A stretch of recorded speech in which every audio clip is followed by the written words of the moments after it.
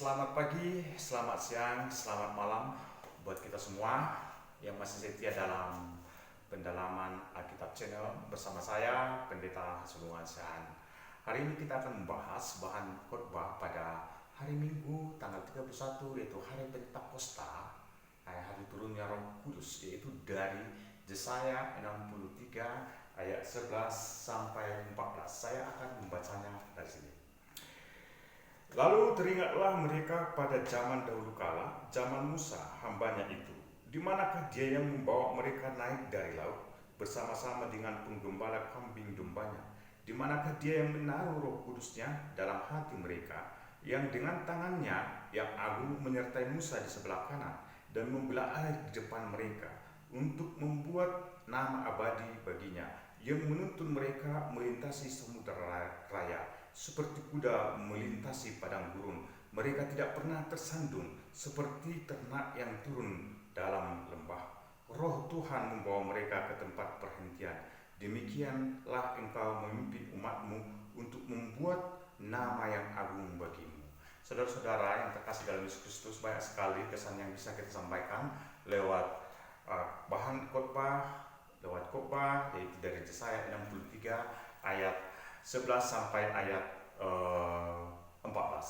Tapi pada saat kesempatan ini saya hanya mau konsen pada satu kalimat saja, yaitu tentang dia yang menaruh Roh Kudus dalam hati mereka. Artinya kita bisa memahami secara sederhana saja bahwa Roh Kudus itu ditaruh dalam hati kita. Saudara-saudari yang terkasih, saya lihat dalam terjemahan asli bahwa dikatakan ia menaruh Roh Kudus dalam hati mereka, itu diterjemahkan dengan Hasham Bekirbo et Ruah Kadeso ya. Hasham ia menaruh, Bekirbo di tengah-tengah mereka, di tengah kelompok mereka. Dan tidak ada dalam bahasa asli itu dikatakan menaruh Roh Kudus ke dalam hati mereka. Ini perlu kita lihat, saudara-saudari, apa pentingnya sih? Hampir sama kok, nggak masalah ya. Mungkin sepintas kita melihat itu sama, tapi sebenarnya kalau kita mengerti jiwa daripada perjanjian lama Alkitab dan jiwa daripada orang Yahudi tentang Roh Kudus, Roh Tuhan itu tidak pernah masuk dalam tubuh manusia. Itu selalu menghinggapi di atas kita dan tidak dalam hati kita ya. Saudara-saudara, itu perlu kita perhatikan. Apakah itu penting ya? Saudara-saudara, itu kita lihat bahwa sebenarnya di dalam bahasa asli disebutkan Bekirbo di tengah-tengah mereka ya. Dalam Bible Basic English itu tidak diterjemahkan ke dalam, tetapi among them, di antara mereka. Juga dalam American Standard Version katakan midst of them, di tengah-tengah mereka ya. Saudara-saudara, banyak sekali terjemahan dalam bahasa Inggris tidak menerjemahkan masuk ke dalam hati mereka. Tidak ada kata hati, tidak ada ke dalam, tetapi di tengah-tengah mereka. Itu penting kita perhatikan, saudara-saudara, bahwa memang bahwa dalam pemahaman Alkitab, pemahaman perjanjian lama, Roh Tuhan itu tidak memasuki, tetapi menghinggapi atas kita. Wirwa alpenetihum, dan Roh Allah di atas permukaan, merakefet et hasamim alpenetihum, melayang-layang di atas permukaan laut ya. Saudara-saudara, atas, di atas. Jadi ada kata di atas. Jadi itu yang perlu kita lihat, bahwa dalam kisah tentang turunnya ketika Yesus dibaptis ya di Sungai Yordan, lalu Roh Tuhan datang dalam bentuk merpati, menghinggapi, tidak memasuki. Ya memang mungkin karena mungkin karena dalam bentuk merpati ya tentunya dihinggapi, tapi memang demikian. Roh Tuhan itu menghinggapi ya. Roh Tuhan itu ada atas kita. Dalam Yesaya 61 ya, 61 ayat 1 ya, bagaimana Yesaya berkata bahwa roh Tuhan ada padanya. Roh Tuhan Allah ada padaku. Tidak dalamku. Roh Tuhan Allah ada padaku. Saudara-saudara, dikatakan bahwa roh Tuhan Allah padaku, ada padaku, diterjemahkan dengan alai, atas. Jadi kalau secara harfiah diterjemahkannya roh Tuhan atasku. Jadi tidak masuk, dia ada di atas kita, saudara-saudara. Jadi roh Tuhan dalam pemahaman Alkitab, pandangan Alkitab itu tidak memasuki manusia, tetapi ada di atas kita, menyelimuti kita, menghinggapi kita, dipenuhi, dihinggapi oleh Roh Kudus. Ya. Jadi tidak dikatakan diri kita dipenuhi, dimasuki oleh Roh Kudus.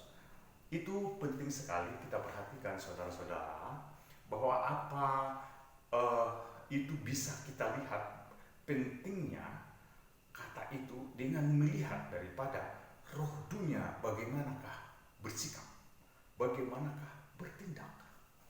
Saudara-saudara, ketika manusia, raja-raja, imam-imam diurapi, yaitu dengan ditaburkannya minyak ke seluruh tubuhnya, mulai dari ujung rambut ya, sampai ujung kaki, itu minyak itu adalah lambang roh Tuhan menyelimutinya. Jadi tidak masuk, diri diselimuti oleh roh Tuhan. Dia ada di depan, yang terdepan, menyelimuti seperti itu.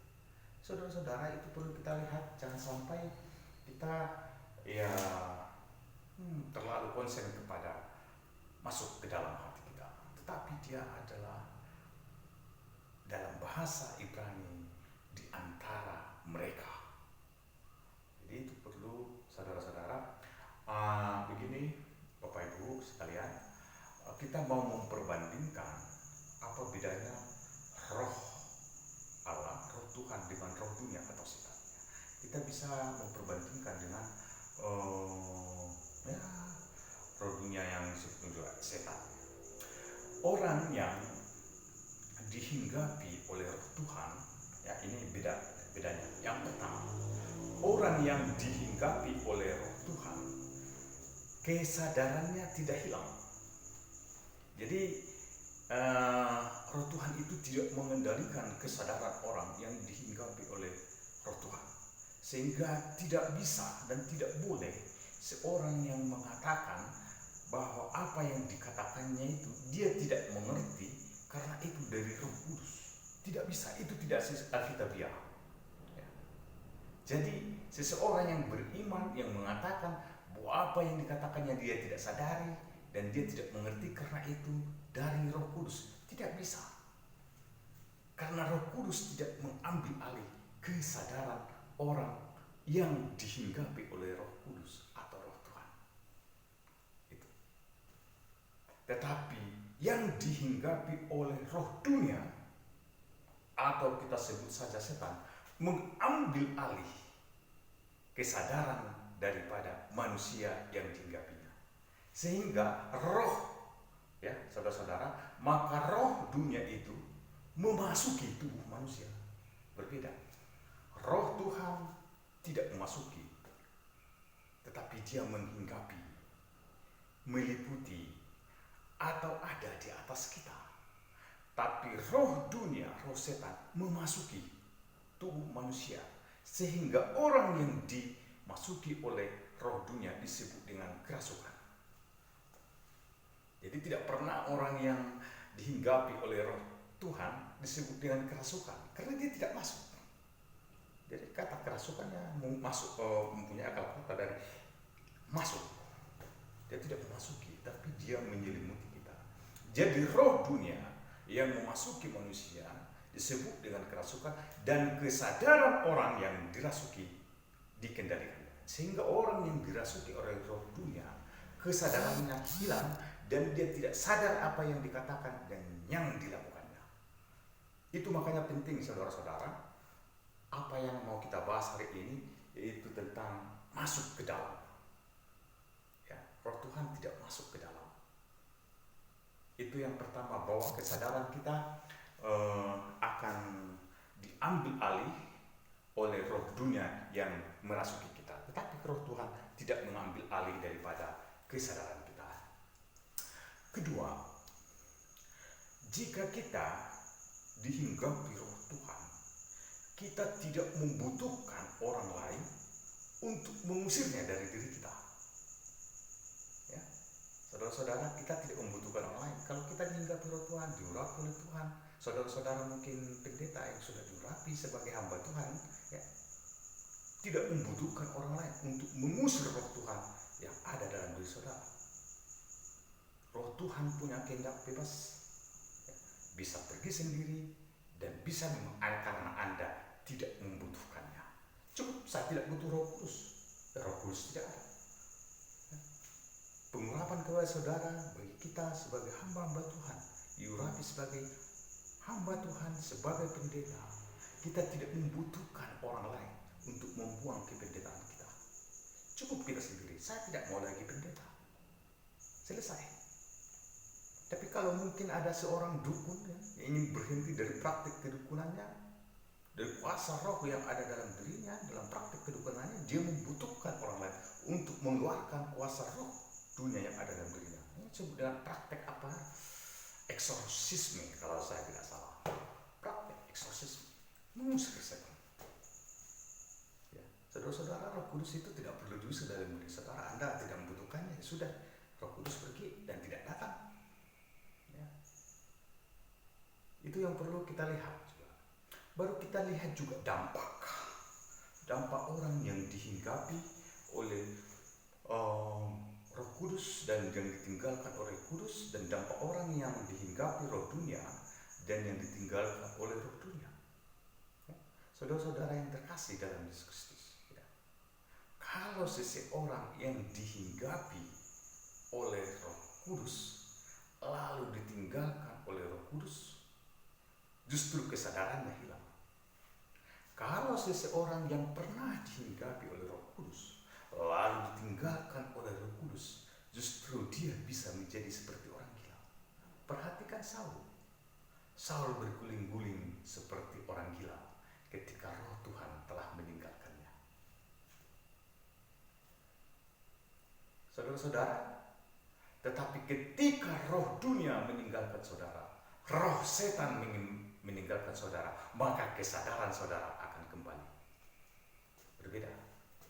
Jadi itu pentingnya saudara-saudara, bahwa roh Tuhan yang tidak masuk itu tidak mengendalikan kesadaran kita. Tapi roh dunia yang merasuki kita, yang masuk itu mengendalikan kesadaran kita. Saudara-saudara, itu yang salah satu yang menjadi concern dalam diskusi kita saat ini bagi saya, ya, mungkin juga bagi saudara-saudara bisa juga, atau juga tidak penting, ya tidak apa-apa, anggap saja masukan pengetahuan saudara pada saat ini. Saudara-saudara yang terkasih dalam Yesus Kristus, itu perlu bagi kita supaya jangan sampai mungkin aplikasinya juga bisa lari, bisa jauh seperti itu, ya. Terlalu menekankan mungkin di sisi itu sehingga saudara-saudara jauh dari pandangan kita. Jadi kalau ada orang berkata, saya tidak tahu apa yang saya katakan, semua itu datang dari Roh Kudus, tidak punya dasar Alkitab, tidak sesuai dengan pandangan Alkitab, ya. Tidak sesuai dengan sejarah pandangan Alkitab. Jadi dia sebenarnya yang mau saya kritisi, kata ini bukan masuk ke dalam, tapi ada di tengah-tengah mereka, ya. Saudara-saudara, ini adalah yang akan kita bawakan pada hari Pentakosta, hari tentang turunnya Roh Kudus. Jadi ada penekanan kita di sini. Saudara-saudara, kalau kita lihat dalam turunnya Roh Kudus dalam Kisah Para Rasul 2 ayat 2 ayat 3, saya baca ayat 2 sampai 3, saya baca. Tiba-tiba turun dari langit suatu bunyi seperti tiupan angin keras yang memenuhi seluruh rumah di atas mereka. Di seluruh rumah di mana mereka duduk, dan tampaklah kepada mereka lidah-lidah seperti nyala api yang bertebaran, dan hinggap pada mereka masing-masing.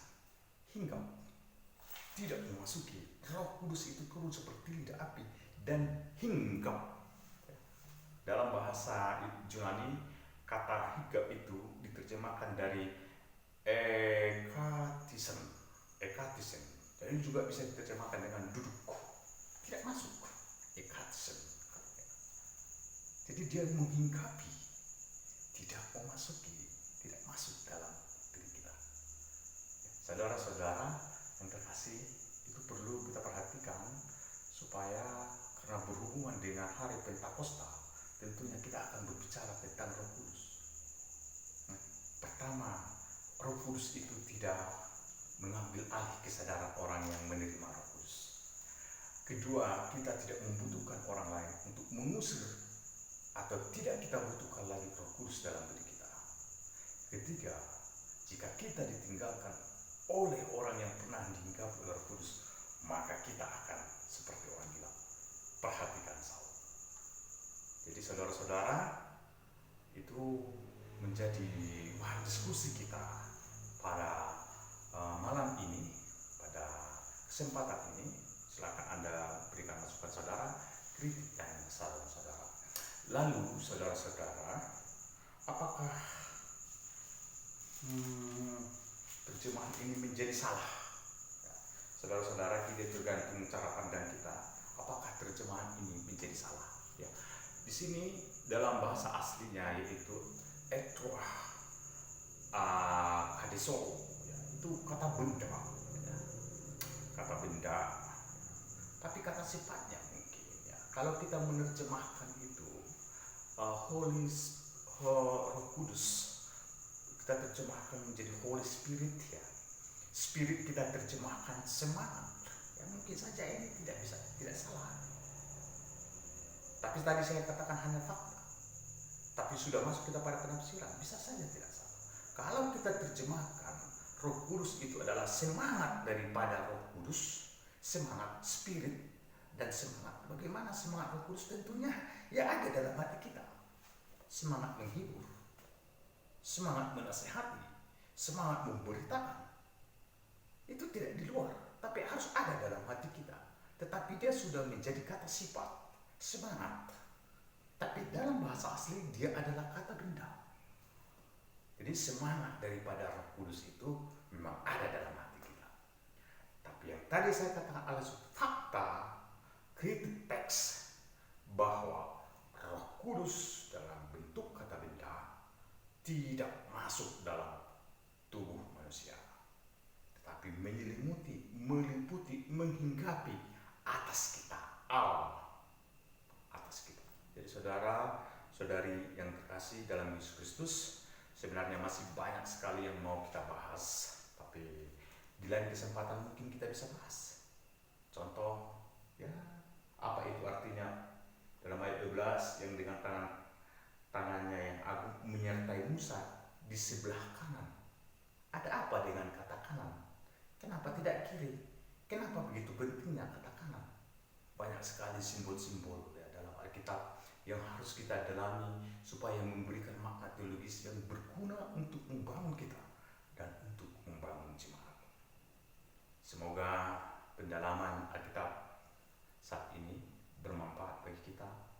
Silakan masukkan saran dan komentar saudara. Berilah saran dan komentar yang santun sebagai bukti bahwa kita orang beriman. Saudara-saudara, saya juga siap untuk dikritik, karena ini bukan khotbah. Ini adalah diskusi, sharing lewat YouTube. Kalau Anda suka, silakan Anda like atau mungkin juga Anda subscribe untuk mendukung semangat kami juga membuat YouTube pendalaman Alkitab selanjutnya. Salam dari kami, Pendeta Hasudungan Siahaan dari Muara.